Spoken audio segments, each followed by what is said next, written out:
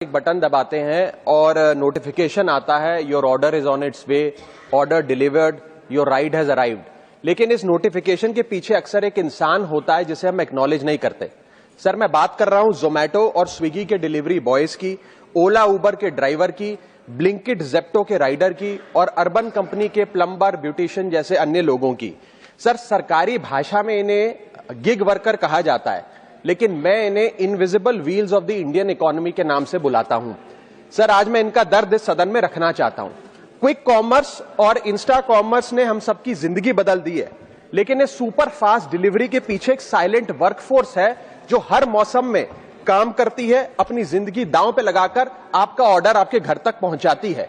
और इस silent workforce की छाती पे चढ़ के आज ये तमाम बड़ी ई कॉमर्स और इंस्टा डिलीवरी एप्स और कंपनीज $1 बिलियन की वैल्यूएशन हासिल कर चुकी हैं, यूनिकॉर्न्स बन चुकी हैं।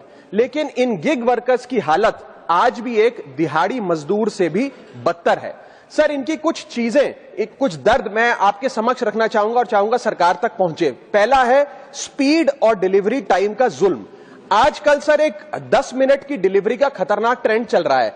डिलीवरी टाइम के प्रेशर के चलते लाल बत्ती पे खड़ा एक डिलीवरी बॉय यही सोचता रहता है कि लेट हुआ तो रेटिंग गिर जाएगी, इंसेंटिव कट जाएगा, ऐप लॉग आउट कर देगी या आईडी ब्लॉक कर देगी। इसीलिए 10 मिनट की डिलीवरी के लिए वो ओवर स्पीडिंग करता है, लाल बत्ती जंप करता है और अपनी जान को जोखिम में डालता है। दूसरा दर्द है सर कस्टमर का गुस्सा। कस्टमर का हैरेसमेंट का भी एक परमानेंट डर इनके मन में होता है।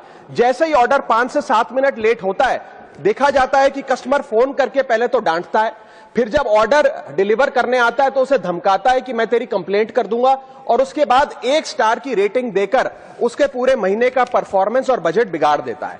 Third problem that they face sir is the dangerous working conditions, जिसमें कमाई कम और बीमारी ज्यादा है। 12 से 14 घंटे की डेली की शिफ्ट करते हुए, चाहे धूप हो, गर्मी हो, ठंड हो, सर्दी हो, जो मर्जी मौसम हो, फॉग हो, पोल्यूशन हो, ट्रैफिक हो, ये लोग बिना किसी प्रोटेक्टिव गियर के, बिना स्पेशल बोनस के, बिना हजार्डर अलाउंस के काम करते रहते हैं। और सर, इनकी स्थिति तो फैक्ट्री में काम कर रहे एक कर्मचारी से भी बदतर है, क्योंकि ना इन्हें परमानेंट एम्प्लॉयमेंट मिलती है, ना ह्यूमेन वर्किंग कंडीशंस होती है, ना हेल्थ एक्सीडेंट इंश्योरेंस मिलती है।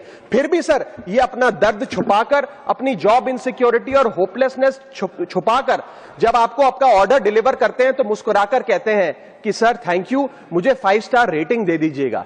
सर, मैं बताना चाहता हूं कि ये लोग रोबोट नहीं है, ये भी किसी के पिता हैं, पति हैं, भाई हैं, बेटे हैं। इनके बारे में सदन को सोचना चाहिए और ये 10